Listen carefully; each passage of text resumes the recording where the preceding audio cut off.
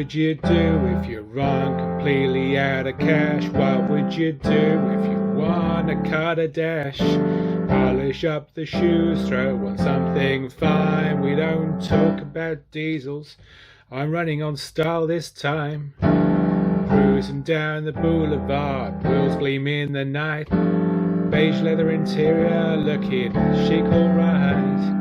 Money's a little tight, but I'm feeling brand new. Living large tonight, no budget reviews. Blues! What do you mean I'm not getting paid for this?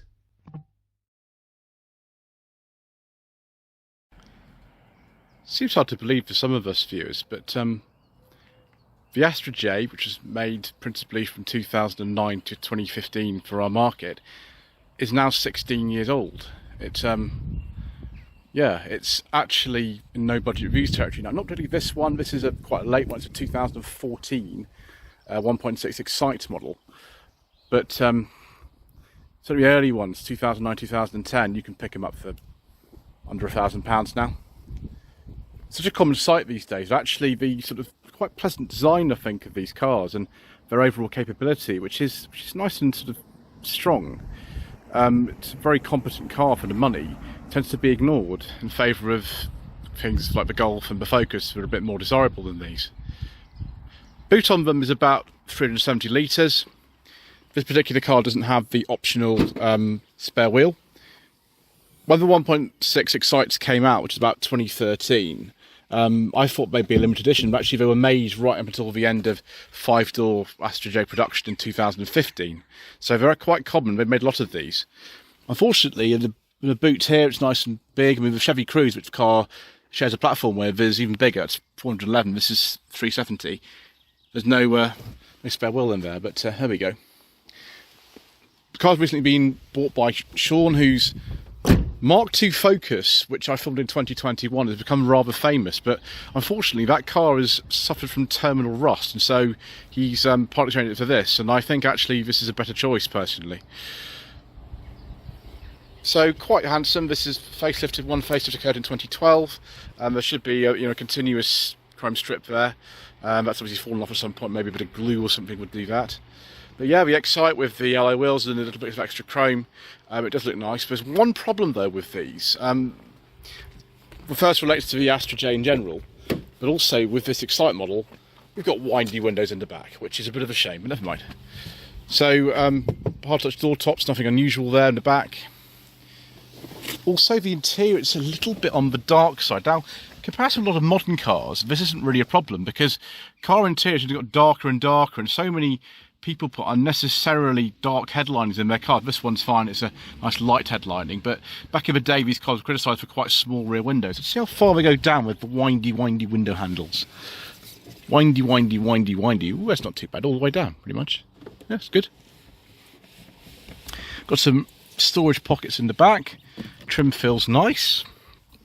It's actually quite a nice interior. It's not quite up there with something like an Audi A3, but it's not too far off. And I think actually in Vauxhall interiors in the later GM years were a lot better than people give them credit for. Fortunately, we haven't got a rear armrest, but we have got this sort of part leather interior or part Artico leather interior, Mercedes-Benz to call them. Got some matte pockets. This armrest is actually an optional aftermarket thing that Sean's put in. That's what he wanted. They didn't come with them like this, but we've actually got cup holders in there too, so that's nice. What about this one down here? We've got an ashtray as well, so you've got all sorts of modern conveniences. So far so good. Nice loads of room. Sean's pretty tall. That's not for his driving position, and people will be fine in the back of here. You can see why so many of these were bought as family cars. Now, you could also get an estate. They're quite popular. I think they're called the Sport Tourer or something like that. In some markets you get a saloon. I mean, I prefer the saloon to the hatchback, but we didn't get them over here, unfortunately. And the 3-door GTC. That's a GTC just over there. Yes, all pretty good so far, actually, viewers. Very positive, windy windows aside, but we'll forget it that, won't we? There we are, GTC. They're actually made until 2018, along with the saloons. Let's get in the front. So, Excite wasn't the most luxurious specification, but it was pretty good. got air conditioning, electric front windows, got cruise control. You can get parking sensors as an option, dealer fit option on these as well. Dash is nice. Again, it's exactly the same pretty much as the Chevy Cruze. The steering column, the stalks, everything like that. Even with American Chevy models actually. Let's put that in there. There we go. Now, at the time, people used to say that this centre console here was a little bit complicated, and I can see what they mean, but in comparison with some of the modern touchscreens that Stellantis or PSA, who were the first ones who bought Vauxhall Opel in 17, and then Stellantis was formed a little bit later. In comparison with some of the things that they've done, particularly on the things like the Peugeot 208, things like that, this seems really quite simple. Because we haven't got any climate control on here, we haven't got any heated seats or anything like that, these controls are pretty straightforward. There's the button there for the volume and on and off. That's a tuning knob. It's actually not that bad if you're used to more modern cars than this. Shame is this USB port doesn't work anymore. It would have been standard, and then we've got an aux in and 12-volt socket there as well. 5-speed manual. It's a pretty nice gearbox actually, considering this car's done 80,000 miles as well. Lots and lots of cup holders and a normal handbrake. Now, sometimes with these cars they come with automatic handbrakes or little buttons. This one's got the normal manual handbrake that you'll find on most of them. We've got this is aftermarket, it's an armrest thing that's got bits in it as well. Glove box. I think my secret mesh document should actually go in there. Well, they might not do. We'll see, viewers, because that's what we do, isn't it? Just to see if we can get these in here. No. Oh, viewers, I can't believe this. It's terrible. It's all going so well, and it's been ruined by the lack of secret written document storage. Oh well. So, we've got nice soft touch materials up there. If you have a Chevy Cruze, we've got a bit of seat fabric on there as well, which is odd. Yeah, we've got the famous Vauxhall actually mirror controls. These stalks are in lots of other Vauxhalls as well, and Opels. Only 2 electric mirrors, but never mind. Yeah, the thing about this car is that the driving position is very, very configurable. The adjustment on the steering wheel is immense. You go all the way out like this, all the way in, all the way up and down like this. You can just pretty much make it how you want it. I tend to have it about there, which is good. Come on. Right. Have to use 2 hands to adjust that, aren't we, viewers? We'll have to do that in a second. And then I'll have a look actually if it's well, not infotainment, I mean, it's not really much of an infotainment display. You could get sat nav in these if you wanted, but most of them would have come with this little red display here, and then one in the middle as well. Okay, viewers, so we've fixed our steering wheel in place. If you want to go through the menu cycle, you can kind of sort of do it like so. There we go, unit set and everything like that. You might actually just start the engine to see that, or at least do something else, which we'll need to push the clutch down for. There we go. Right, so if we go through here and we'll see if we can look at the display. It should actually cycle through. Maybe this is too basic for the full thing. So yeah, there we go. We don't get the full display to have a full trip computer in here, which is a bit rubbish, isn't it? I can't believe that's so mean. Can you believe that? You don't have a full trip computer in the Excite model. Rubbish. Anyway, so you can see where the air direction kind of goes. We'll go for that one. There we are. So if you alter it, if the display comes up like that, I just put it on like so. There we go.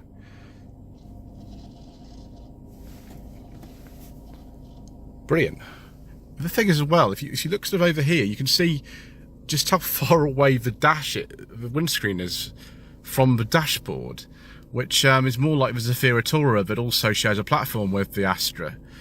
So whether you like that kind of thing or not, it's sort of up to you really. That's just the way that these are. But it's very comfortable in here. You know, you can do nice long journeys in these and not really feel as break a sweat. Okay, let's have a look under the bonnet, shall we? So here is the final iteration of the good old General Motors Family 1 engine. It was introduced in about 1980 in the Mark 1 Astra and the Opel Kadett. Obviously by this stage, by 314, the engine had been massively redeveloped in comparison to the early ones. So I don't know how many components are the same, but I don't necessarily look at it. One thing I would say, look at this header tank. I think we've had a head gasket go at some point in this car's life. The cam belt has actually just been done in this as well, and the water pump is the same thing as the tensioner in these, which is very, very weird, but you know, there we go. The other thing to watch on these as well is the thermostat housing. When that goes, you kind of lose a lot of coolant, and that's not great. But apart from that, those are some of the most serious problems you have with these, and they're not actually that bad in comparison to a lot of modern engines. I mean, think about PSA, PureTech, and Ford EcoBoost rubbish. I mean, it's a lot better than something like that. Yeah, not the most modern engine, but the standards of the mid-2010s, but overall they're not bad. Right, I think it's time for us to go for a little spin.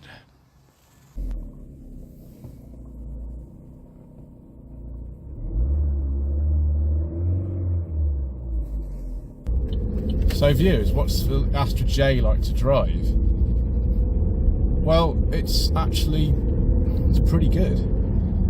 This engine's only got 113 horsepower, it's not the quickest thing in the world, but it's absolutely fine. For most people, this is perfectly adequate. Actually, this is the third least powerful version. There were two others. There was a 1.4 chain-driven Family Zero engine with 85 horsepower, and then a bit more common is the 98 horsepower version engine. It's actually from the Corsa. I've driven one of those with 98 horsepower engine. It's quite slow. The 85 horsepower version was probably like absolutely awful. So I recommend possibly you go for one of these. Now, a lot of people say this is the best engine to go for. Now, they do actually blow head gaskets. It's not uncommon. And also the water pump and the tensioner, I think, are the same thing in these engines, which is very strange, but just be aware of that. Above that, you can go for a 1.4 138 brake horsepower engine, again the Family Zero. They also have problems, simply the turbo and other things had happened. You can get them modified and strengthened so it doesn't actually be too much of a problem, but just be aware of that if you're going to buy the 1.4 turbo. Then above that, there's a 1.6 turbo, the much more powerful version of this engine, which is about 177 horsepower. If you want to go really crazy, you can go for the 2-litre turbo in a VXR with 276 horsepower. There are also some diesels available, but as usual, due to controversial government legislation, all kinds of other reasons, we don't talk about diesels on this channel. It's funny that the Astra J and the Chevy Cruze, they are the same car essentially, and I own two Chevy Cruzes. One of them, which we can't talk about, might have appeared on the channel at some point when I was young, foolish and stupid. But yeah, very similar engines, interior bits are the same. The Chevy Cruze has a bit of a firmer ride than this. That's the main difference actually. Apart from that, they're very, very similar. The Chevy's a bit bigger than this. But yeah, it's a very pleasant ride. It's nice and comfortable. There's loads of adjustment in the driving seat and the steering wheel. Seats nice and supportive. It actually just feels like a very nice car. Like, you know, Vauxhalls back in the day and even today just have this reputation as being quite boring fleet cars, but when they developed the Astra J, it was a significant upgrade from the Astra H that had come before. That was a quite different car from the Astra G. So, you know, you shouldn't dismiss these old Vauxhalls just because there's lots of them around, because they have a reputation for being kind of common and boring. They're actually pretty nice. Gear change in this car is good. It's an 80,000 mile example. You can get automatic as well, but it's got a 5-speed manual.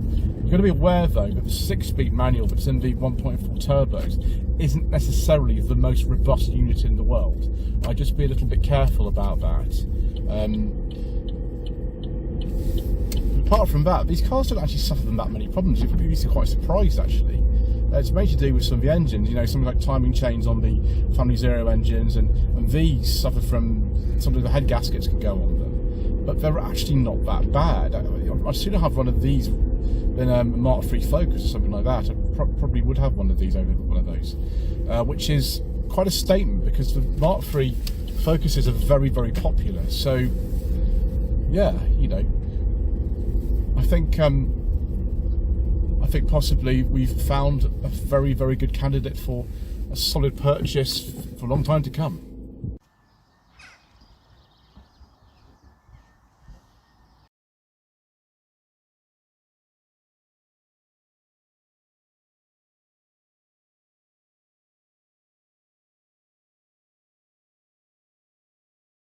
Let's now look at some trim levels for the Astra J. So there were a lot of them, and in typical Vauxhall fashion of the 2010s, they are very, very confusing. So we start with the Active Limited Edition, the Design, the Elite, the Energy, the ES Tech, the Excite, the Exclusive with 1E, the Expression, the Limited Edition. So we had an Active Limited Edition, and then just Limited Edition.